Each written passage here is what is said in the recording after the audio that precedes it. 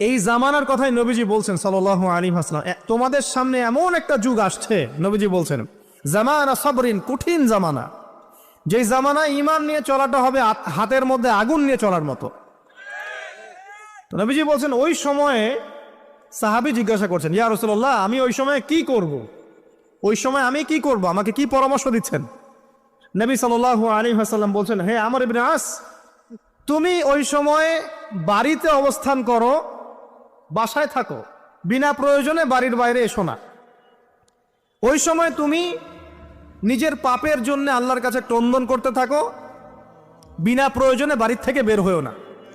আর মানুষের সাথে এত বেশি মেলামেশা করো না, নিজে তোমার আমল, তোমার গুনাহ নিয়ে ব্যস্ত থাকো, তোমার পাপের জন্য আল্লাহর কাছে কান্নাকাটি করো, ইনশাল্লাহ তুমি নাজাত পেয়ে যাবে।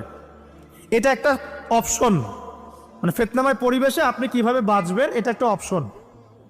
আরেকটা হাদিসে গিয়ে নবী সাল্লাল্লাহু আলাইহি ওয়াসাল্লাম বলছেন যে যখন এমন ফিতনাময় পরিবেশ আসবে, তখন যদি তোমরা এই আমর বিল মারুফ নাহি আনিল মুনকার, সৎ কাজের আদেশ, অসৎ